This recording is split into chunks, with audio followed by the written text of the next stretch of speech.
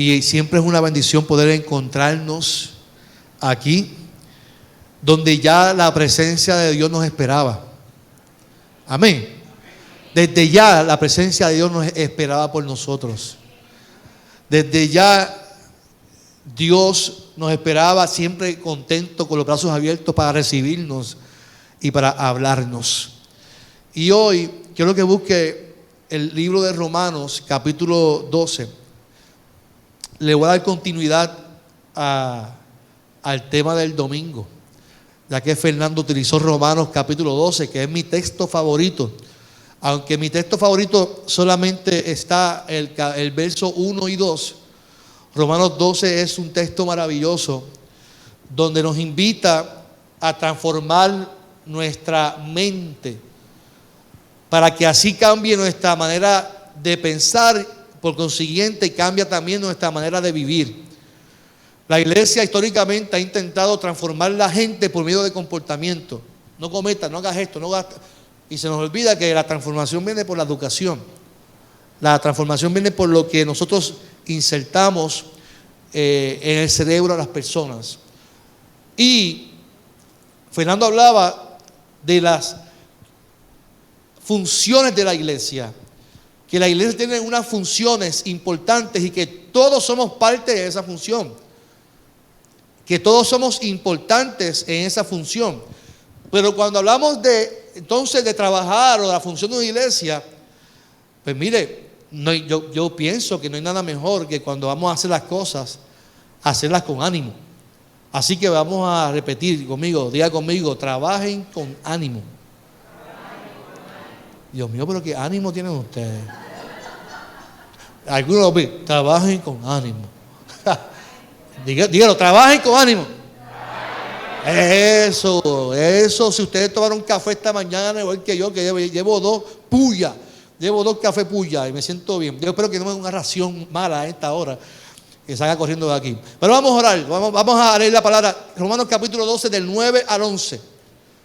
Cuando lo tenga, se pone de pie o sentado como usted quiera hacerlo, no tengo problema. Romanos capítulo 12, del 9 al 11, recuerde que yo lo leo en la traducción lenguaje actual. Amen a los demás con sinceridad. Rechacen todo lo malo, lo que sea malo. En la Reina Valera dice, aborrezcan lo malo. Y no se aparten de lo que sea bueno. Ámense unos a otros como hermanos y respétense siempre. Trabajen con mucho. ¿Con mucho qué? Ay, Dios mío, ayúdame. Y no sean perezosos. Trabajen con mucho ¿qué? Trabajen para Dios con mucho entusiasmo. Señor, esta mañana te doy gracias por tu palabra. Tu palabra es viva, tu palabra es como esa espada de doble filo, que hable al corazón y conforme a nuestra necesidad. Habla a tu pueblo y que salgamos transformados. En nombre de Jesús oramos. Amén, amén. Se puede sentar en esta mañana del Señor. En la vida de la iglesia han existido siempre diferencias. Han existido diversidades. Y eso es normal en la vida de la iglesia, en la vida matrimonial, en la vida del trabajo, en todos los lugares. A mí me da gracia cuando la gente me dice, me voy a casar porque conseguí mi media naranja. ¿Usted ha escuchado eso? Y yo digo, pero ¿y por qué es tu media naranja? Ay, porque piensa igual que yo, porque hablamos iguales. Ay, es tan lindo, pastor, cuando todo... Y uno dice, wow, una media naranja. O sea, que tú estabas por la mitad y te faltaba alguien para complementarte. La realidad es que yo pienso que, aunque tú pienses que es tu media naranja, hasta que te cases y te des cuenta que son distintos en todo lo que hacen. ¿Cuánto dicen amén por eso? Yo he contado mi experiencia aquí con mi esposa. Está de más contarlas otra vez, la de las ollas y todo eso. Las diferencias. Yo llevaba ya tantos años con mi esposa y yo decía, Nacho, si se la conozco yo. Hasta que me casé y vi que era diferente a lo que me presentaron en la casa. Y mi suegra me lo dijo, te la entrego y no hay vuelta para atrás. Y la realidad es que ella también se pensó que se casó con un príncipe azul. Y se dio cuenta que se casó con el sapo. Me dice: Carlos, por mi madre que tú tienes apnea del sueño, tienes que ir al médico, Carlos. Tú roncas demasiado muy duro. Le voy a hacer un chiste. Ayer, en estos días, dormimos todos juntos. Y yo escuchaba al nene llorando. Y ella: es que ese papá roncando, sanquía ese papá. Y él: no. Mi amor, es papá roncando, no te asustes. Y yo decía: tan fuerte que yo ronco que yo no me escucho roncando. Y ella le decía: es papá roncando, y el nene llorando. Me dio tanta pena. Pero seguí durmiendo. Y la realidad es que uno encuentra todas esas diferencias en todos los aspectos de tu vida. Unos vienen, otros deciden irse a otra iglesia buscando saciar un vacío, dando continuidad al mensaje de Fernando del domingo pasado. Continúo con el texto Romanos 2, donde Pablo establece las pautas o las normas de cómo deberíamos vivir una vida según en Cristo. Ve, porque tú tienes dos opciones en la vida. Tú sigues la vida de tu antigua vida, cuando no vivía en el mundo, o como cuando decidimos seguir a Cristo. Recuerda que cuando decidimos seguir a Cristo, las cosas viejas que pasan, y ahí hay un proceso de transformación para una nueva vida en Cristo. Hay gente que habla de la maldición generacional y que tú, porque tu papá hizo, tú vas a seguir haciendo. No, yo no creo en nada de eso. Yo creo que cuando nos encontramos con Cristo, hay una nueva vida en Cristo Jesús. Y que mis malas costumbres y mis cosas del pasado quedan en el pasado, porque he aquí, dice Dios, que hace las cosas nuevas en nuestras vidas.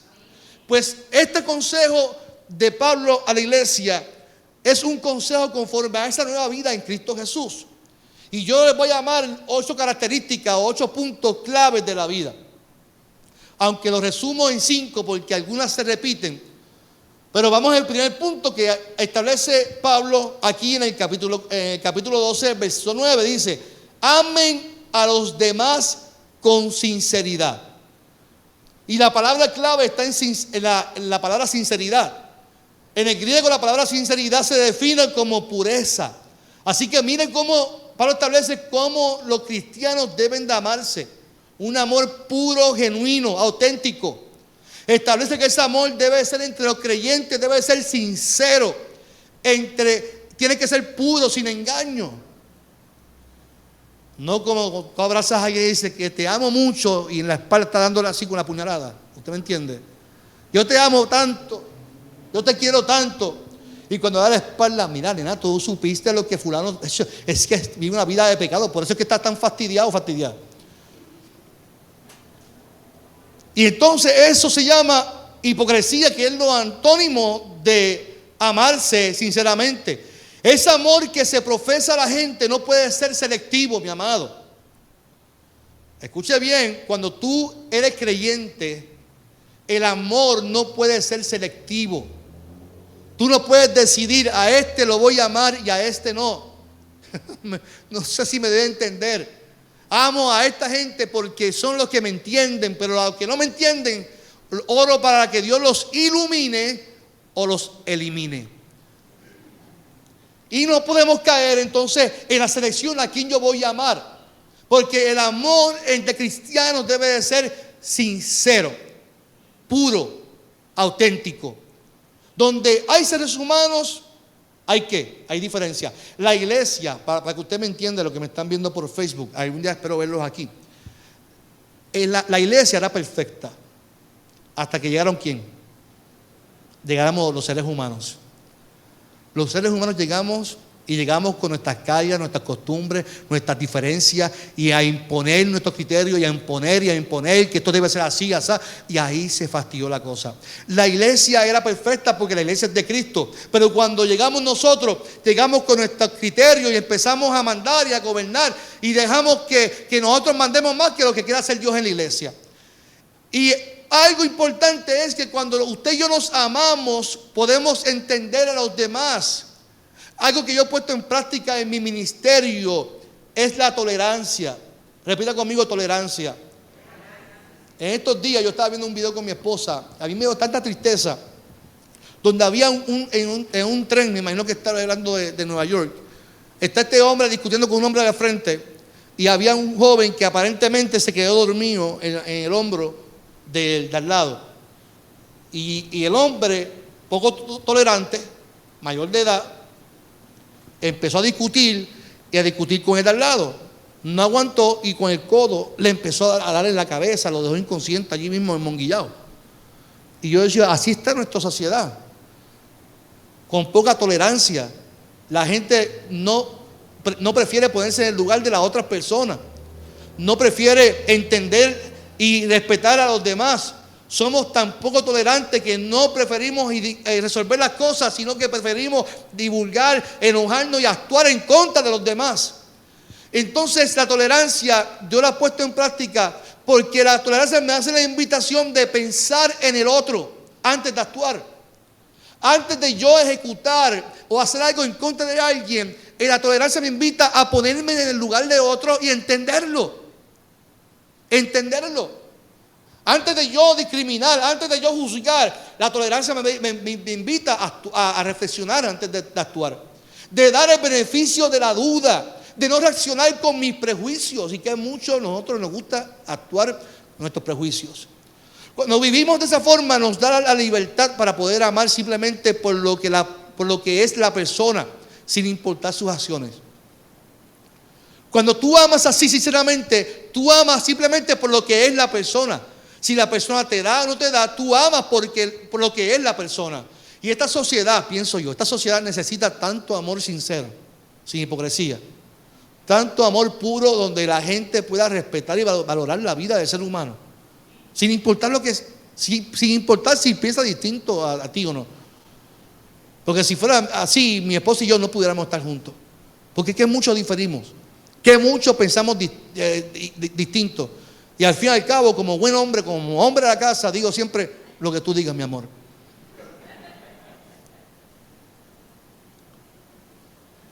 Sí, porque tenemos dos opciones en la vida, ¿verdad? Ser feliz o intentar mandar en la casa. Yo decidí ser feliz. La palabra amor es una palabra popular entre los cristianos porque desde la creación Dios nos está hablando sobre ese amor. Y no podemos pertenecer o seguir a Cristo sin escuchar las palabras fe, esperanza, amor, porque es una de las formas o estilos de vida en que se nos manda a vivir. Pablo entiende que el uso de la palabra puede ser usado o abusado, pero no solo el uso, sino la acción que requiere la palabra. El amor bíblico no es una emoción, iglesia. No es cuando me sienta contento, no es por emoción. El amor debe de ser porque es una decisión de yo seguir a Cristo y entender a los demás, de perdonar, de poder valorar la vida y darle dignidad al ser humano. Porque si fuera una emoción, pues solo amaríamos a los que nos cae bien, a los que piensan igual. Pero aquí el asunto es que amar sinceramente va más allá de la emoción. Es amar con el uso de la razón. Es comprender a quien yo sigo. Por eso Pablo establece en los primeros versos de Romanos 12 que vuestro culto a Dios debe de ser como racional. Y Pablo establece que presentemos vuestra vida, vuestro cuerpo, nuestra mente, todo como sacrificio santo, agradable al Señor. Por lo tanto, si estamos siguiendo a Cristo y voy a presentar mi vida como sacrificio al Señor, yo tengo que entender que parte de mi proceso de transformación es amar sinceramente a los demás. ¿Cuánto dicen amén por eso? Aunque no vamos a llegar al verso 12, porque llegamos solamente al 11. El verso 14 dice que el hecho es amar y no pagar con la misma moneda a quien os persiguen. ¿Ves? Porque amar sinceramente es que me la hace.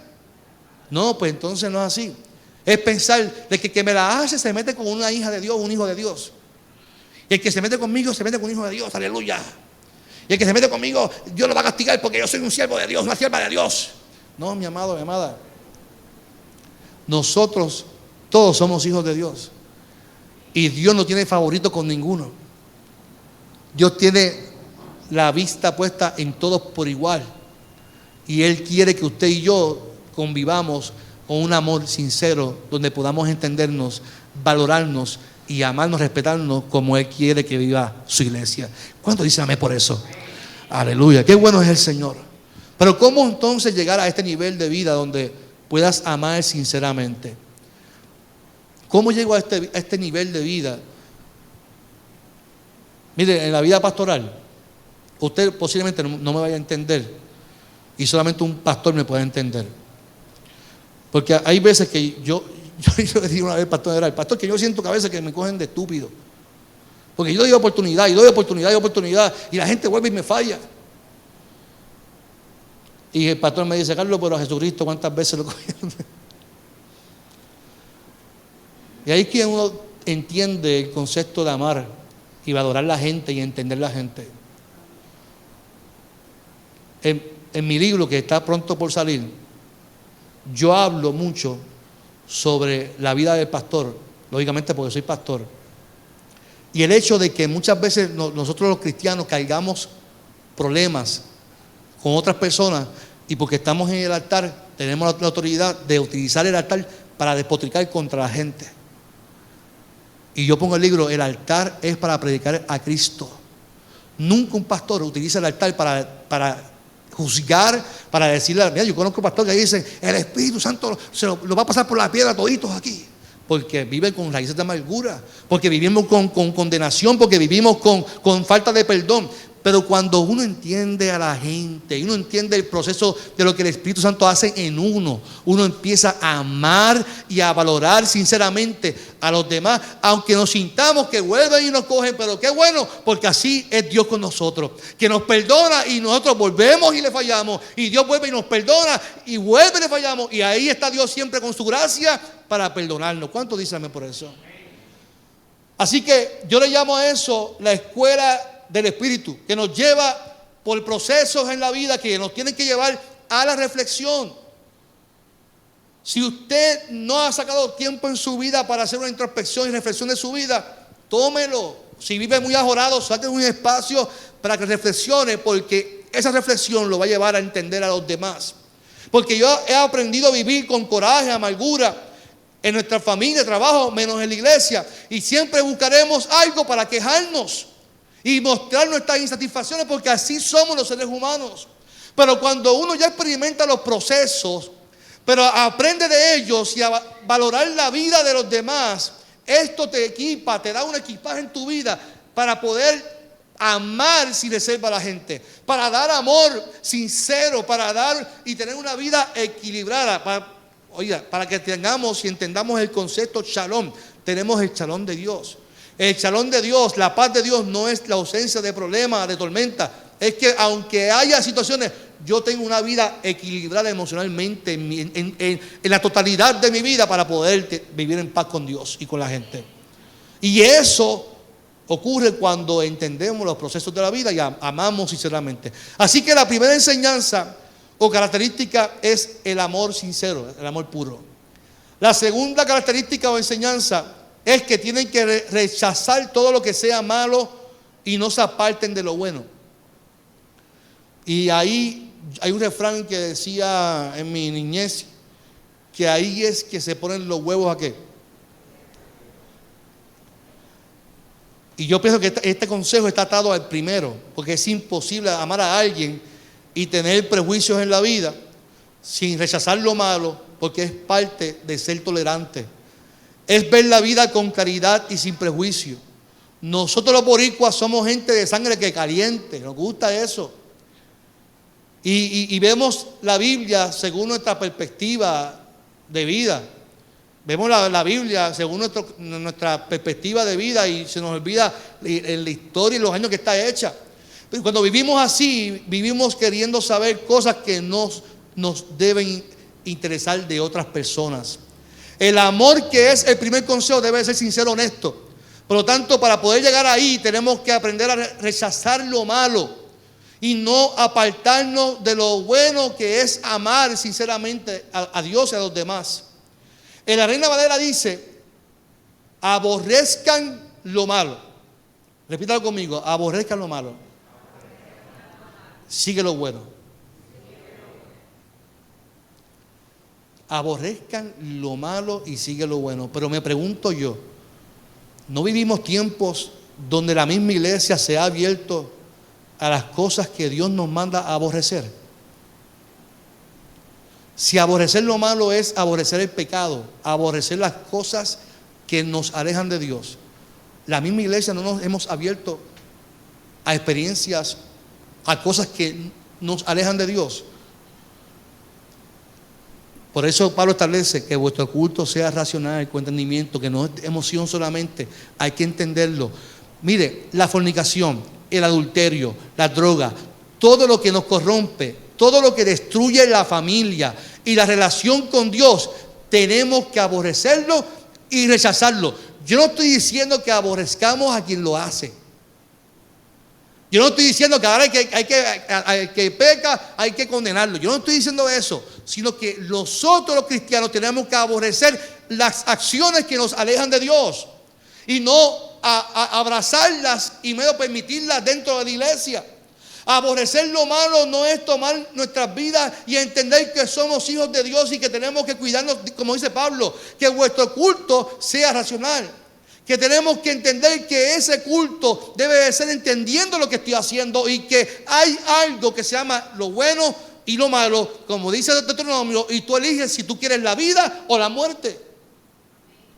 Ahora, todo es un miedo para que la gente no se vaya de la iglesia. No hablemos de estos temas porque si la gente se molesta y se va. Pero es que yo no sé usted, pero la iglesia no está para votar a nadie. La iglesia no es para que la gente se vaya molesta. La iglesia es para que la predicación, la palabra me apele, me hable y que Dios transforme mi vida. Que Dios transforme nuestras vidas. ¿Cuántos dicen amén por eso? Pero la Biblia tiene que confrontarnos, mi amado. La Biblia no es para yo pasar paños tibios aquí, que usted va a ser próspero y vaya a hacer el nombre de Jesús, y que usted va a recibir una carta con una llave y Dios te va a dar una casa y que Dios te va a hacer millonario en el nombre del Señor. No es eso. La iglesia no es para simplemente jugar con tu autoestima, jugar con tu motivación o que tú vas a ser rico. No es eso. La iglesia no es para que tú te pasaste la manita solamente. La iglesia nos tiene que confrontar también con nuestra realidad pecadora. La iglesia nos tiene que confrontar con nuestra realidad pecadora y que todos tenemos un proceso y que hay una invitación de aborrecer las cosas malas en el nombre del Señor. Hay que aborrecer las iglesias.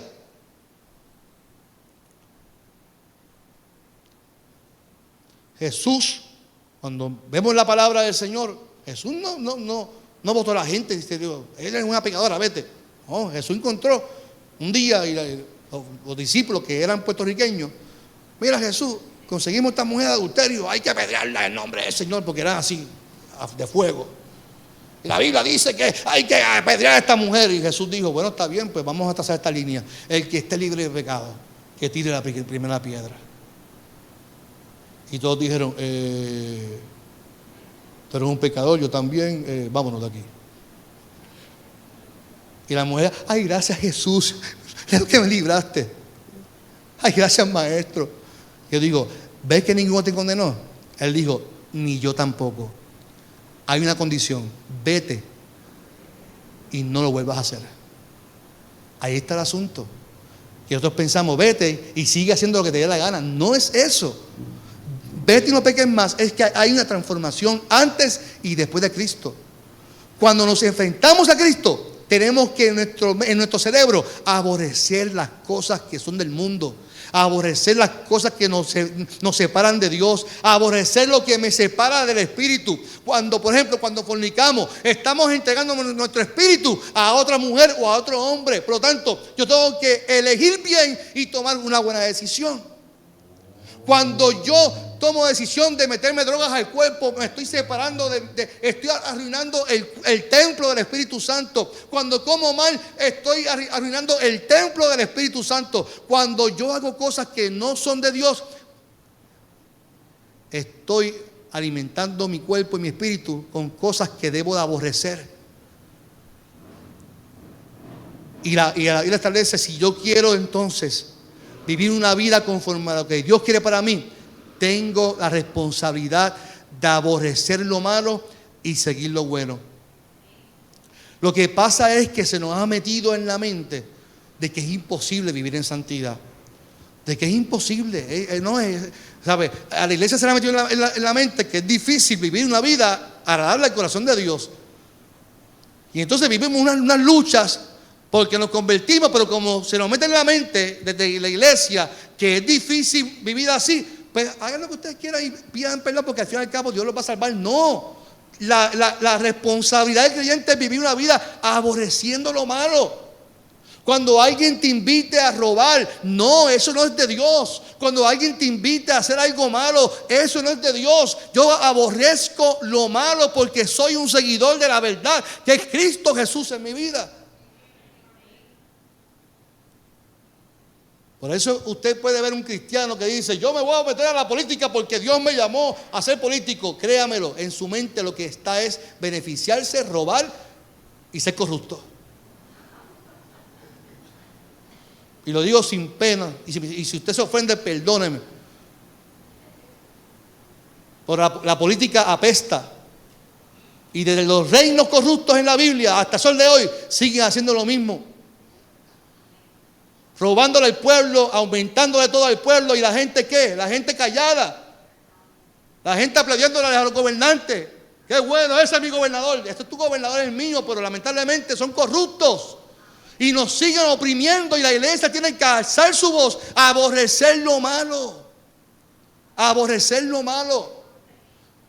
Y la verdad de Dios hay que seguirla, mi amado.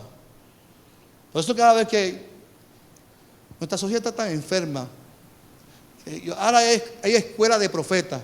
Y la escuela de profetas te enseñan a ver cómo es el futuro de la gente.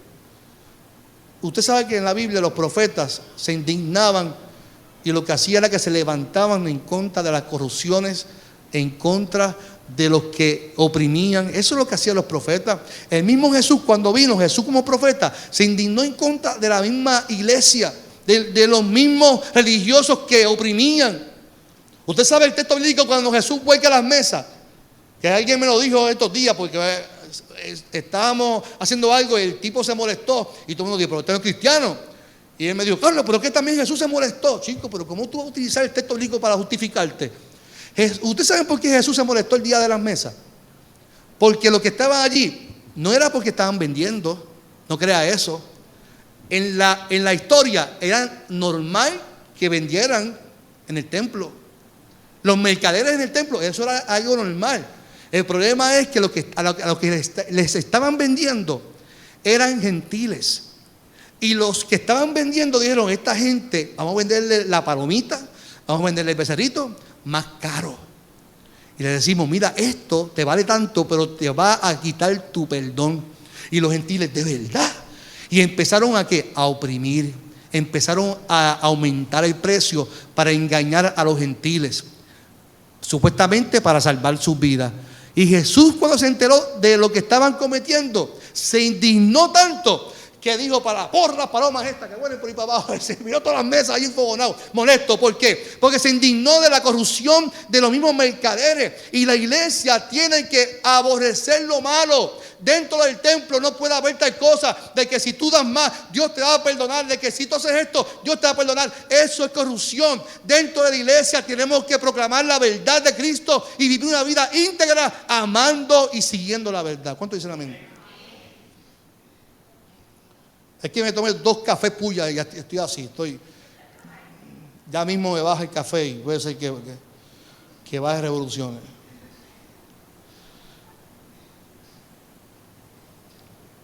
Tenemos que seguir la verdad de Cristo, mi amado. Vuelvo y repito, no podemos caer en que no se puede. Amemos a Dios con todo nuestro corazón.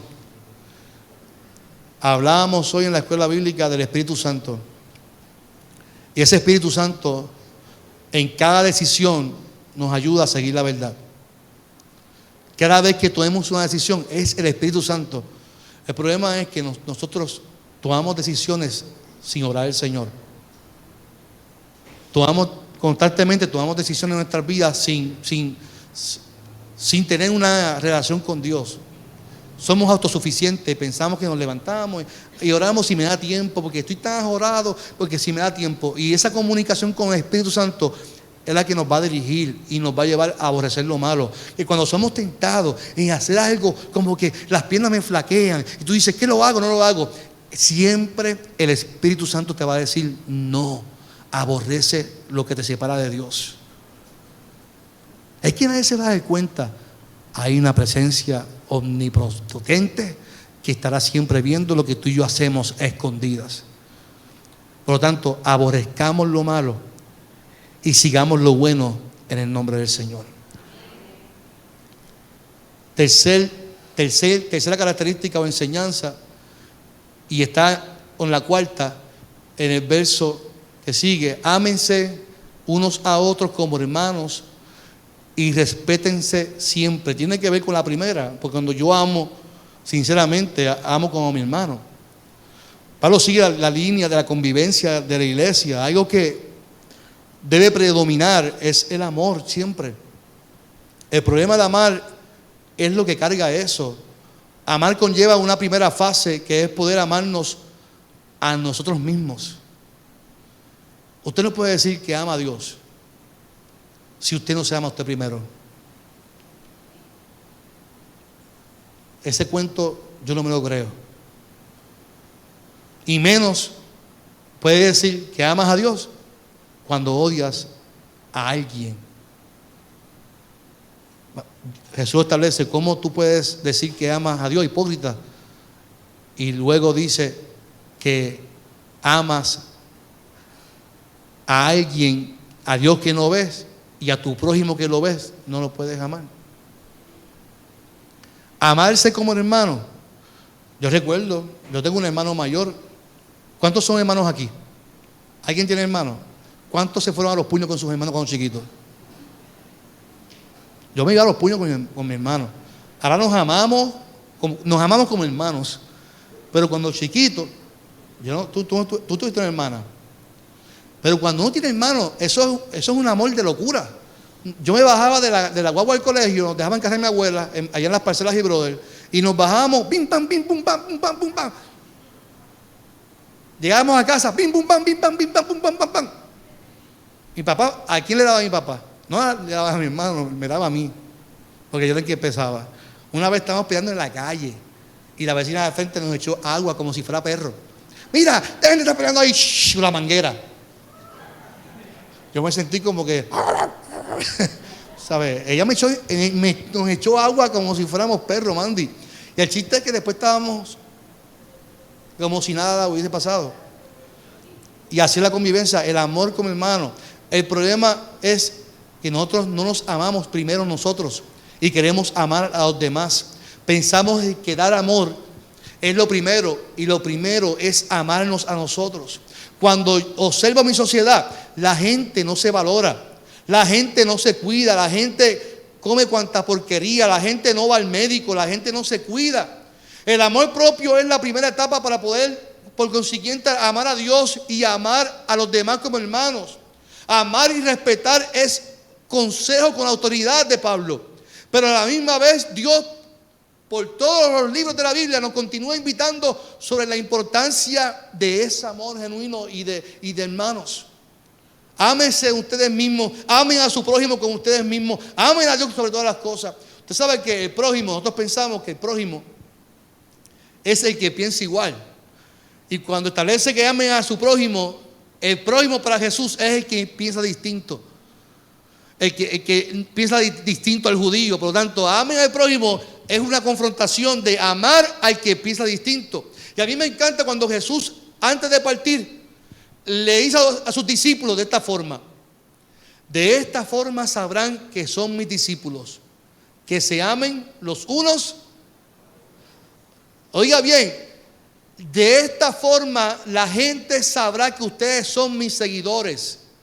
No es por la manera que predican, no es por cuánta unción puedas tener, no es por cuánto poder podamos tener, sino que ustedes se amen los unos a los otros. Ese es el testimonio mayor que podamos dar como una iglesia. El testimonio mayor que podamos dar como cristianos es amar a la gente tal como son. Que cuando abramos la puerta y que llegue como sea, pueda recibir amor antes de que, mira como vino vestido hoy. Mira esta como vino vestido hoy. En vez de eso, reciban amor, que reciban gracia y que dejemos que la función del Espíritu Santo haga la obra en la persona. Qué bueno que dice amén. El fundamento de la iglesia está en Cristo, mi amado. Y ese fundamento nos invita a vivir con amor, con respeto, tolerancia, perdón. Todo lo bueno, mi amado. Por eso si usted está enojado con alguien, perdone, sane, quítese ese coraje. Quítese usted ese coraje. Deje de estar pidiéndole a Dios que te quite el coraje. Dios te va a decir, es que es tu responsabilidad de perdonar. Es tu responsabilidad de ir y dialogar y amar y perdonar. Hable con la persona y invítale un café. Y sé conmigo, yo con un café, yo voy por donde sea, mi amado. Tiene que ser negro, sin azúcar. Permitiendo que ese amor siempre sea sobre nosotros. Y el último consejo, y aquí me detengo por un ratito más, que estoy terminando. Usted sabe cuando un pastor dice, está terminando, que falta todavía media hora de mensaje, Blanca. Media hora, me queda media hora de mensaje, contadito. Hoy no hay lechón, por si acaso, para saber.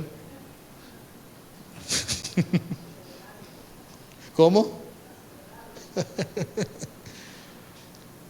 Trabajen con mucho ánimo y no sean perezosos.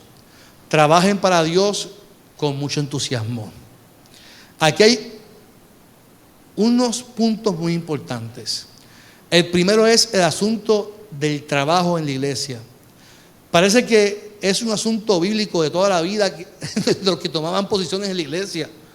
Pero su vida era de queja, de tristeza y en vez de felicidad y compromiso. Mi amado, el trabajo en la iglesia, repítalo conmigo, es una bendición.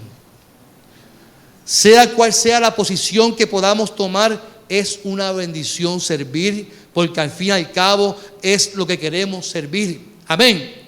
El trabajo en la iglesia no es una carga. El trabajo en la iglesia nunca será una carga. El problema es cómo nosotros estamos tomando el trabajo de la iglesia. A mí me gusta como Pablo lo explica, trabaje con mucho ánimo. No sean perezosos, no sean vagos, como le decía Fernando a mi hija. Vago, perezoso, que no hace nada.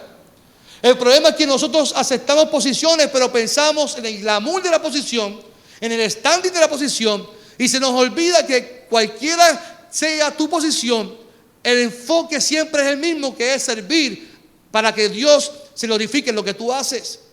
Si lo entendemos así, llegaríamos temprano siempre a la iglesia, mi amado. Si entendemos que el concepto es servir todos los domingos, no fue una carga levantarnos, sino que sería una bendición que voy para la iglesia y a las 9:30, a las 9 tengo que estar porque voy a servir en el nombre del Señor. No es una carga.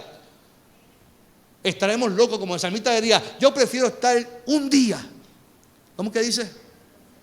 Que 1000 fuera de ella. Estoy tan enamorado de Dios que prefiero estar un día en la casa de Dios que 1000 fuera de Él. Y eso es lo que hace cuando uno acepta una posición, que uno se enamora, porque entiéndame algo, mi amado, tanto yo que soy pastor, como todos los que estamos aquí sirviendo en la iglesia, todas las posiciones, hasta la mía, es un privilegio. Yo no puedo decir que yo merecía ser pastor y merezco ser pastor. Yo le cuestioné 1000 veces a Dios por qué, cómo Él me llamaba a mí si soy un pecador. Y además que ni sabía hablar y expresarme frente a la gente. Y ahí es que viene, es que esto es por gracia. Lo que tú haces en la iglesia y lo que yo hago es por gracia. Y nuestro llamado debe de ser entender que lo que hacemos es para que Dios se glorifique en lo que yo hago, que es servir. Sea el de limpieza, sea el que recibe a la gente, sea el diácono, sea el presidente, sea el maestro. Todo lo que hagamos debe de ser enfocado en servir. Y tenemos que hacerlo ¿con qué? Con ánimo. Con ánimo. Si lo entendemos así, en iglesia, la vida fuera distinta porque todos desearíamos estar en la iglesia. Pero nosotros no somos así. Nosotros pensamos que con ir al domingo y una vez cuando yo quiera, cuando me toque, lo que sea, es que voy, me siento bien. Pues la vida de la iglesia se torna perezosa cuando pensamos así. Se torna una carga de ir a la iglesia. Ahí es que viene el pastor. ¿Qué pasó? Es que me voy de la iglesia. ¿Pero por qué? Es que para mí es una carga de ir a la iglesia.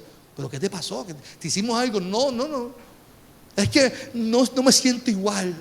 La presencia de Dios no es la misma. Entonces yo digo, pero ¿el problema es en la iglesia o somos nosotros? Nosotros mismos que nos alejamos y pensamos que no, somos nosotros que nos hemos enfocado y nos convertimos en perezosos y nos dejamos meter cosas en la mente. ¿Qué ocurre cuando el pueblo entonces tiene ánimo para trabajar? ¿Qué ocurre cuando nos unimos para servir juntos? ¿Qué ocurre, iglesia? Para mí uno de los mejores ejemplos, ya estoy terminando, me falta media hora más. ¿Cuánto me dan 5 minutos? ¿Cuánto me dan 5 minutos? Hace la mano. Tengo 5, tengo 10, 15, 20. Ya tengo media hora más, ¿ves? Gracias por media hora. Para mí los mejores ejemplos o modelos de trabajar con ánimo es el pueblo cuando Nehemías decidió reconstruir los muros. Cuando el pueblo, Nehemías, recuerda que se destruyen los muros. Los muros representan ¿qué? Seguridad para el pueblo. Nehemías como líder decide, vamos a reconstruir ¿los qué? Los muros. Pero ¿cómo se encontraba el pueblo? ¿Sin qué? Sin ánimo. El pueblo se encontraban como los muros destruidos. Recuerda que para ellos era muy importante esa figura del muro. ¿Qué sucede? Nehemías decide entonces reconstruir los muros, y cuando comenzó a hablarle al pueblo, Sanbalat y Tobías se escuchan de lo que Nehemías quería hacer para reconstruir los muros. Búsquelo conmigo. Vamos. Nehemías capítulo 3, búsquelo. A lo que yo me amarro los gavetes, me toque sentar. No me puedo engangotar. Busque Nehemías capítulo 3.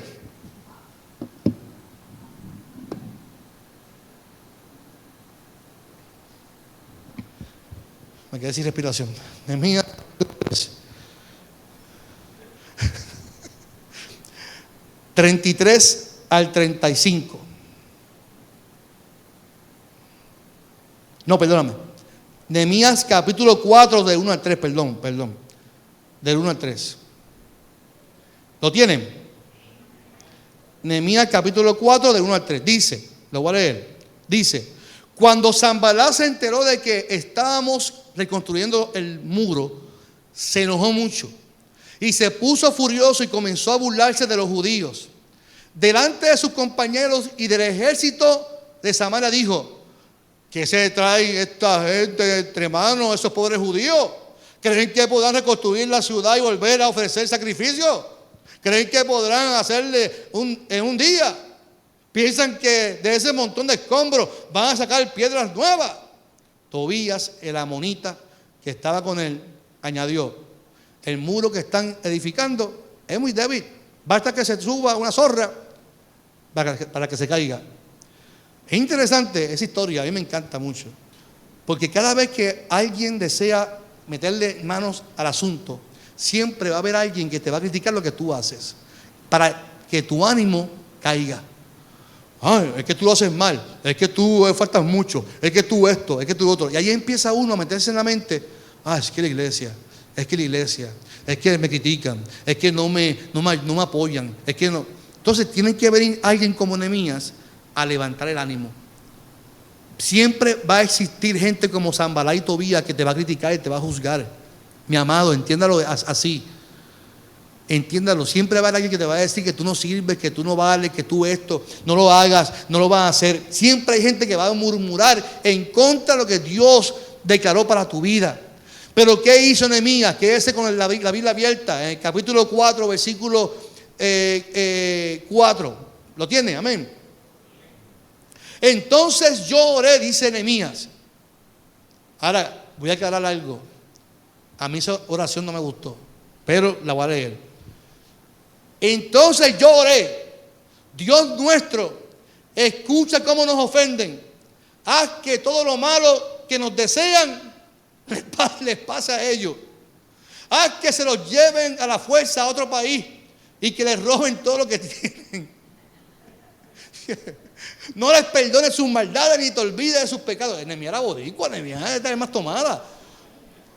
No, ni te olvides de sus pecados, pues nos ha insultado por reconstruir el muro. Así que seguimos reconstruyendo el muro Y como la gente trabaja con entusiasmo, el muro pronto estaba hasta la mitad de su altura. Yo no sé si esa oración sea correcta, ¿ves? A mí no me gustó la oración. Lo que sí me gustó es que presentarnos ante Dios, no deseándole mal a nadie, porque entonces se cae lo que Jesús estableció de perdonar a quien nos maldicen.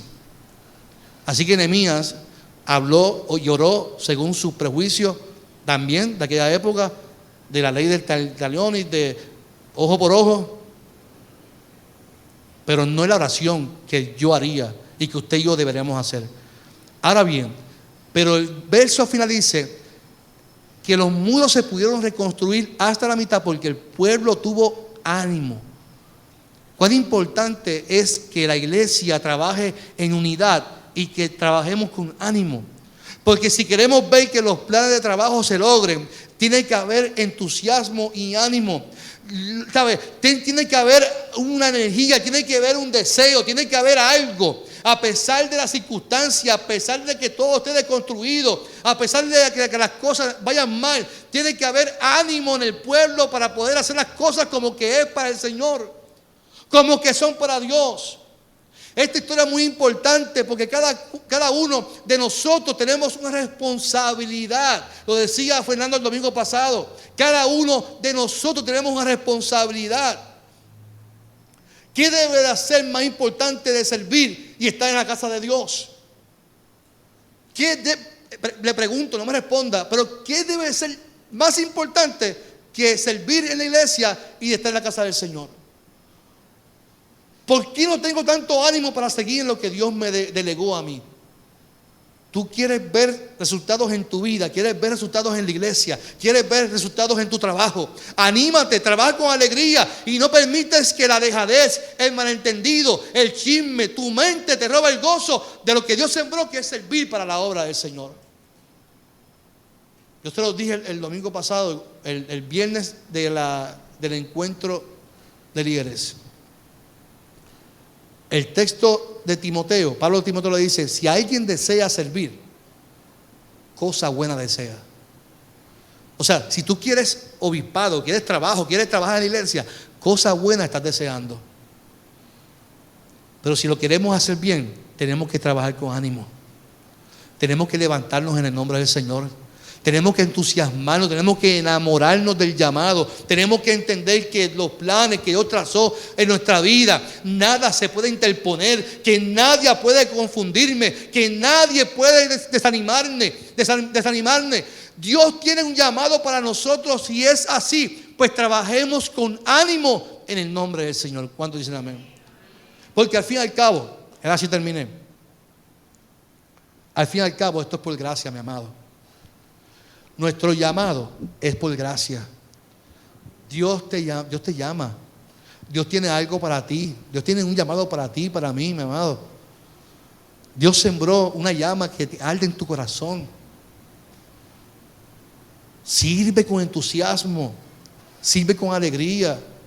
Sirve con la pasión que como es para el Señor. Aborrezcamos lo malo, aborrezcamos las cosas que nos separan y enfoquémonos en servir y que Dios se glorifique en cada cosa que hagamos porque es para el Señor. Yo te invito a que cierres tus ojos en esta mañana del Señor.